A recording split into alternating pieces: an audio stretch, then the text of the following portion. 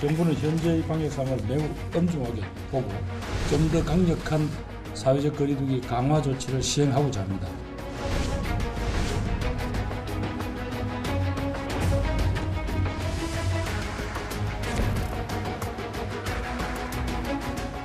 즉각적인 사회적 거리두기 강화 조치를 정부에 요청합니다. 나라가 뭐 마스크 하나 사줬습니까? 뭐 소독약을 한 개 줬습니까? 무슨 체온계를 하나 줬어요? 도저히 더는 지켜볼 수가 없다. 지금 코로나로 4천 명이 사망했습니다. 이건 국가가 아닙니다.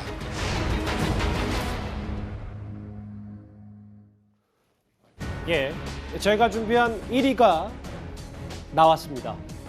코로나 신규 확진자가 사상 처음으로 8,000명대에 육박을 했습니다. 위중증 환자도 가장 많았는데요. 오늘 김부겸 총리가 더 강력한 사회적 거리두기를 예고하겠다. 위드 코로나가 45일 만에 유턴을 시사했습니다. 이재명 후보도 어제 오늘 정부 방역에 대해서 연일 목소리를 냈는데요. 그 화면부터 만나보겠습니다. 총력 대응을 넘어서는 특단의 대책을 실행해야 할 때입니다. 안타깝지만 일상 회복에 잠시 멈춤이 필요합니다. 정부에도 선제적인 비상 시스템 가동을 촉구합니다. 즉각적인 사회적 거리두기 강화 조치를 정부에 요청합니다. 예, 윤석열 후보도 연일 정부의 코로나 방역 대책을 비판하고 있습니다. 도저히 더는 지켜볼 수가 없다. 지금 코로나로 4천 명이 사망했습니다. 또 최근 2달 동안 1,000명이 사망했습니다. 50조의 돈을 썼습니다. 병상 하나 제대로 만들어지지 못했습니다. 이건 국가가 아닙니다. 이런 그 무서운 감염병이 창궐을 하게 되면은 제일 중요한 것이 이 역학조사가 가장 중요하고요. 이 역학조사를 충분히 하고 또 확진자들의 이동 경로라든지 이런 것들을 전부 데이터화 해가지고 이걸 가지고 있어야 됩니다. 제가 보기에 이 정부는 지금 그런 데이터를 갖고 있지 않은 것 같습니다. 과학기술은 엄청 발달해 있는데 이 정부는 못 따라갔다는 게 가장 큰 문제고요. 화면부터 만나볼까요? 이재명 후보는 어제 대신해서 코로나 검사를 받았기 때문에 코로나 긴급 설명을 참모를 통해서 발표를 했고 오늘 음성 판정 이후에 곧바로 보라배 병원을 찾아서 코로나 행보에 나섰습니다. 윤석열 후보는 연일 방역 대책을 비판하고 있는데 이도원 의원님. 네. 결국 내년 3월 대선도 코로나 상황에서 치를 수밖에 없다고 두 후보도 판단했는지 모르겠지만 뭔가 코로나 대책 주도권을 주고 이제 많이 치열해진 것 같습니다. 지금 그 코로나 상황이 굉장히 심각해져서 그 연말까지 뭐 개선될 기미가 보이지 않지 않습니까? 아마 그래서 내년 3월 9일 대선은 사상 초유의 마스크 대선이 될 가능성이 지금 굉장히 커 보입니다. 예. 그렇다면 선거운동도 기존에 이제 뭐 대규모 실외 행사는 거의 불가능한 이른바 이제 언택트 그 선거운동을 할 수밖에 없는 상황이 되겠죠. 이렇게 되면 이제 선거 이슈가 국민에게 가장 중요한 거는 내 생명과 그 재산인데 예. 코로나로 인해서 굉장히 위협을 받으니까 그러면 어떻게 이걸 극복하고 어떤 후보가 나에게 그런 그 생명과 재산의 안전을 줄 수 있느냐 이걸 생각하지 않겠습니까? 이재명 후보로서는 지금 잘 나가던 K방역이 좀 약간 실패로 가는 것 같다면 어떻게 해야 되겠습니까? 빨리 문정권과 차별을 해야 되겠죠.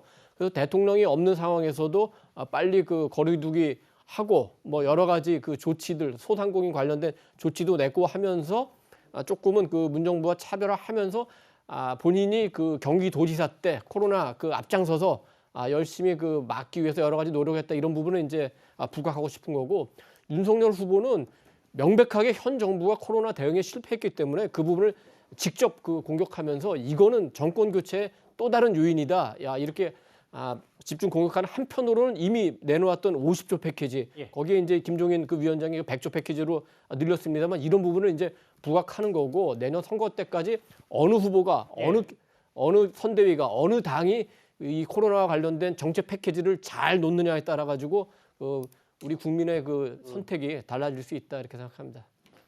코로나 컨트롤 타워가 있는 거냐 없는 거냐 방역 책임론까지 불거지고 있는 가운데요. 호주를 순방 중인 문재인 대통령이 오늘 귀국을 합니다. 호주로 방문을 하고 국내 상황을 좀 뭐 무시하는 게 아니냐라는 지적이 야당에서 나와요. 정부, 대통령께서는 한 가지 일만 하실 수 없는 위치입니다. 중요한 국익이 걸린 외교 문제를 등한시할 수 없습니다. 오미크론 상황이 어떻게 되는지를 면밀하게 모니터링하면서 거기에 맞는 준비된 그런 대책들을 정부는 말씀드린 대로 방역과 민생이라고 하는 두 가지 관점에서 검토를 하게 될 것이고 정부가 우물쭈물한다라고 하는 그런 비판을 안 하셨으면 좋겠습니다. 정부 우물쭈물 안 한다 뭐 이런 얘기인 것 같은데요. 그런데 문재인 대통령이 사회적 거리 두기로 유턴을 반대했다는 보도에 대해서도 이렇게 반박을 했습니다. 대통령께서는 거리 두기로 다시 돌아가는 것만큼은 꺼려한다 이런 보도도 있었는데 정말 그건 가짜 뉴스입니다. 상황이 있으면 거기에 적합한 대책을 세워서 국민의 생명과 안전을 보호하는 것이 정부와 대통령이 할 일이지. 예. 왜 그런 결정을 왜 합니까?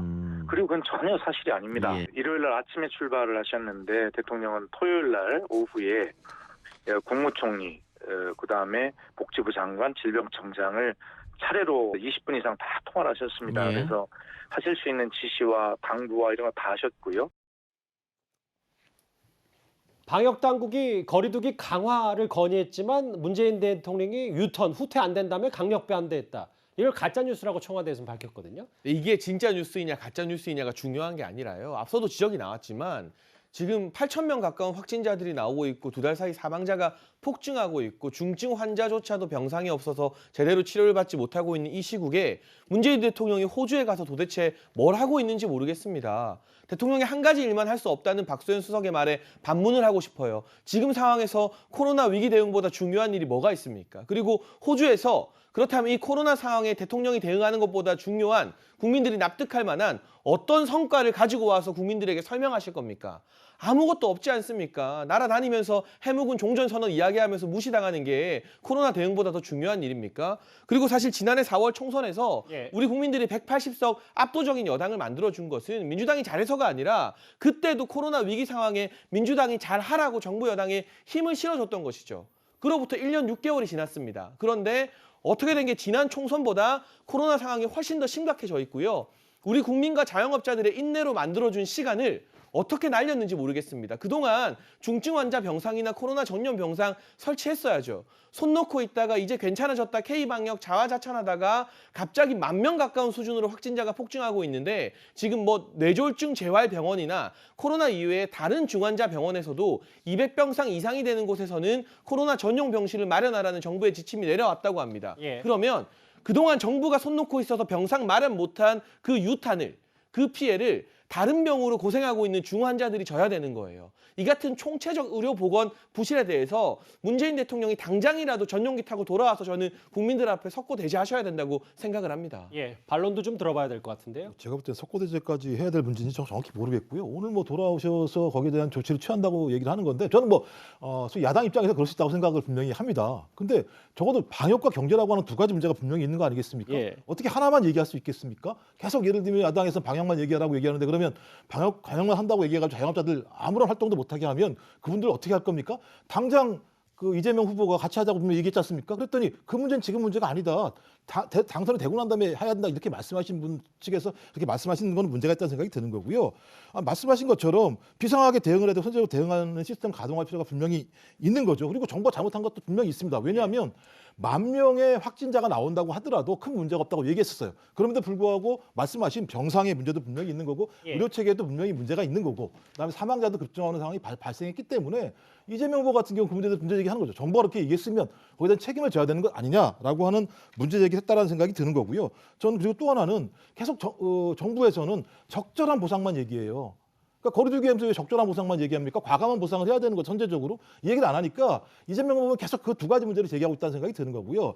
더 중요하게는 저는 국민의힘의 비판을 알겠습니다만 전 적어도 방역의 최종적 보루는 정부예요. 정부의 신뢰가 무너지게 되면 방역이 힘들어집니다. 근데 무슨 얘기했냐면 4,000명이 미국이요. 미국 지금까지 사망자가 80만 명입니다. 영국 14만 명, 프랑스 12만 명, 독일 10만 명입니다. 우리 4,000명입니다. 전 그래서 비판은 좋습니다만 거기에 상응할 만큼 뭔가 대책을 갖고 비판을 해야 되는데 무조건 비판? 저는 이게 진짜 그야말로 방역에 도움이 되는지에 대해서 저는 좀 국민의힘과 윤석열 후보가 좀 근본적인 좀 고민했으면 좋겠다 이런 말씀을 드리고 싶습니다. 예. 국민의힘에서는 정부가 오히려 더 심한 아수라장을 만들어놨다. 정부의 무능이 국민의 목숨을 위협했다라고 국민의힘 수석 대변인 허은하 의원이 이렇게 밝혔습니다.